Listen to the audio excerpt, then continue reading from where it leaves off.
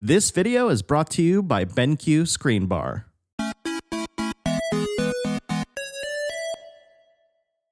What's up everyone, Alex here. You know, there was a point in time that there weren't a ton of badass women in gaming. Today, we've got decades worth of awesome games featuring strong women of all types, and in this video, we're gonna count down the top 10 badass women in video games.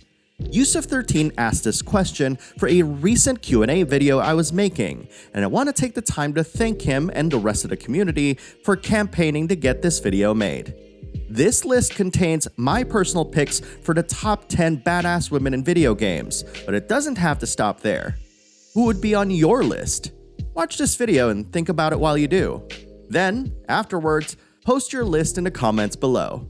And if you have a list you'd like me to make, add that to your comment as well, much like how Yusuf13 did. We've delayed long enough, so let's begin. Those were the first words that kept reverberating in my head the first time I saw Chun-Li do a handstand in the middle of a street, immediately followed by a series of upside-down kicks that'll overwhelm any opponent. Seeing this ridiculous maneuver made me select her as the very first Street Fighter I'd ever learn, if only to mash the kick button to get her lightning kicks out, earning her a spot at number 10. Chun-Li is as much of a staple to Street Fighter as Ryu and Ken, so when Chun-Li went missing in the first two versions of Street Fighter 3, fans got furious. Since then, Chun-Li has appeared in every single Street Fighter, continuing her never-ending mission to take down the evil Shadaloo Empire. Kick on, Chun-Li! I could have chosen any character from any Final Fantasy to be on this list, but I will always go back to Final Fantasy VI and choose Celes Cherie as number 9 on my list. Celes is a Magitech knight from the Gestalian Empire, who was artificially given the ability to use magic, a long-lost mystical art in the world of balance. But what separates her from any other woman in Final Fantasy history is her runic blade ability, which allows her to absorb any magic attack lobbed at the party, rendering it obsolete. Celes also has some of the most memorable scenes in the game, which included an infamous opera scene where I remember having to memorize a set of lines so I can keep the game going. Powerful yet misunderstood, Celes is my favorite badass woman in the Final Fantasy series. And if you've never played it, I highly recommend checking out the Final Fantasy VI Pixel Remaster when it's released. When you sit down and really think about it, without Impa, there wouldn't be The Legend of Zelda. First appearing in the manual for the original NES game, Impa has been a part of the series from the very beginning.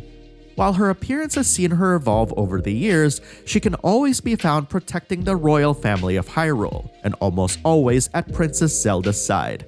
And while she's not known to be playable in most Zelda games, I still think she deserves to be number 8 on this list. Also, did you know that Impa is actually a family name? I didn't know that until I did my research for this video. Oh, and her Hyrule Warriors appearance is badass. Whenever you're Jill Valentine, it always feels like you always have to be on high alert.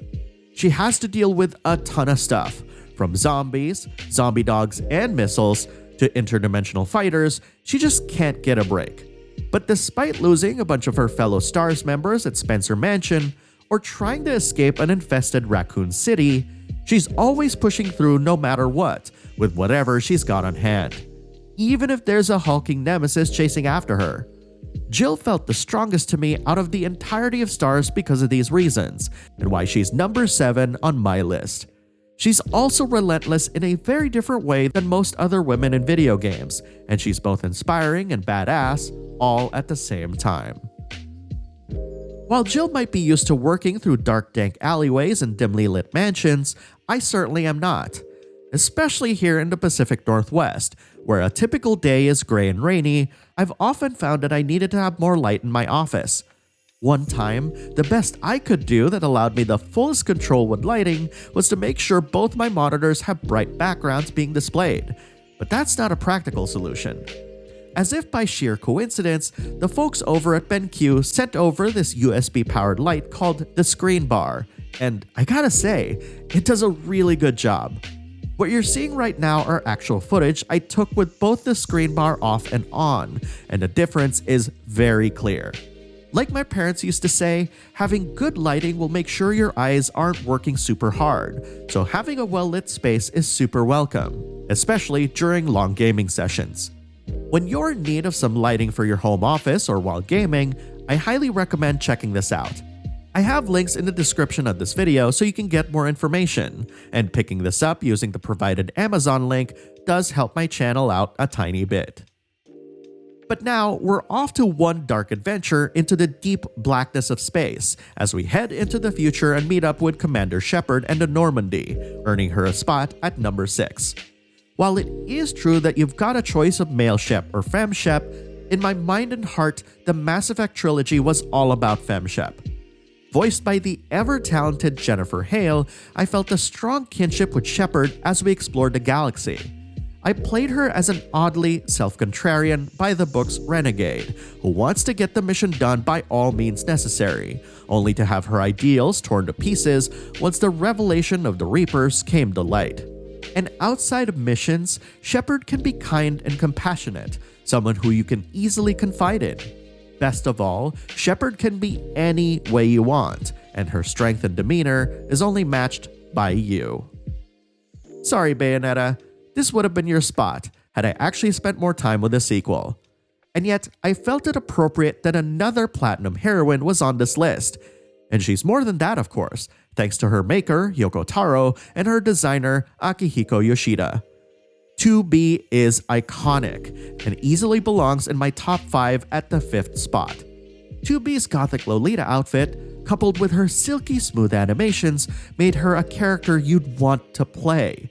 Even now, as I look at old footage of me playing Nier Automata, I feel the urge to go back and see if I could make a better build for her and experience the sorrow that the game's story unfolds ever so gently. I've said before that Yoko Taro is very mindful of our experience in his games, resetting us to a neutral state that is neither happy nor melancholic, and 2B's presence helped immensely during those times we needed to do so. With Horizon Forbidden West coming out soon, it reminded me of how much fun I had while playing as Aloy in Horizon Zero Dawn, earning her a spot at number 4. I credit her as the reason why I got really curious about the Monster Hunter series, leading me to pick up Monster Hunter World when it first came out. I've been meaning to replay the original game on my PS5 for a while now, and just talking about her makes me want to install it with all the enhancements on said platform. Her weapons, traps, and tools makes her such a versatile fighter that it was incredible just to see her in motion. And that's not even talking about her ancestry either. She's quick, agile, and tenacious, and I can't wait to pick up her bow and explore a whole new world in the Forbidden West. I've always had a love for brawlers and JRPGs that span as far back as the monk in Final Fantasy I, so when Queen rode onto the screen on her persona and clenched her brass knuckles, I immediately fell in love, earning her a spot at number 3. Many of us remember how ineffective Makoto Nijima was at surveilling the Phantom Thieves' operations early on in Persona 5. But she won our hearts thanks to her vulnerability and her ability to become a stalwart tactician amongst her peers. Whether you need a powerful brawler or a smart second opinion, Queen stands out amongst a crowd of badass women. When the original Metroid came out, no one knew that this famous bounty hunter was a woman. That is, until you finish the game and you see her emerge from her suit. Before Lara Croft was even a worldwide phenomenon, Samus Aran was out there exploring new worlds and defeating space pirates at every given opportunity, earning her a spot at number 2. Her acrobatic abilities and the way she can just roll into a ball are just simply iconic, and her games help define an entire genre that's still popular to this day. But more than that, Samus has continuously evolved over the years, even going so far as to allow players to wear her suit, beckoning us to bear witness terrifying terrors as she explored the galaxy in first person. I can definitively say that Samus Aran not only deserves to be high on this list, but also ranks high as one of the top Nintendo characters of all time. Anyone who has played Metal Gear Solid 3 Snake Eater knows why the boss is number 1 and at the top of my list. She is the progenitor of everything that's happened in the series, as well as the person which all other operatives strive to be. That beginning scene where she kicks the crap out of Snake after riding in with a black cape on a horse is such a powerful scene that it's etched into my memory as one of the best introductions of a character in games. Even now, I still remember the dedication that the cast gave her towards the end, as she embodied everything that a true patriot would be. Today, everyone has seen the meme of Snake crying while saluting, but the woman who made him feel that way was none other than the boss herself. And that, my friends, is my top 10 badass women in video games. Now it's your turn to share your list. Post your thoughts in the comments below and let's talk about it. I also want to thank my patrons for sharing which of my picks were on their lists on Patreon. Like Applet, who said that he chose Queen as his most favorite, where he wrote, "Her design screams badass, taking on this Iron Maiden / biker mix that one can get at a glance." Thanks, Applet, and thank you very much for watching, and I'll see you in the next video.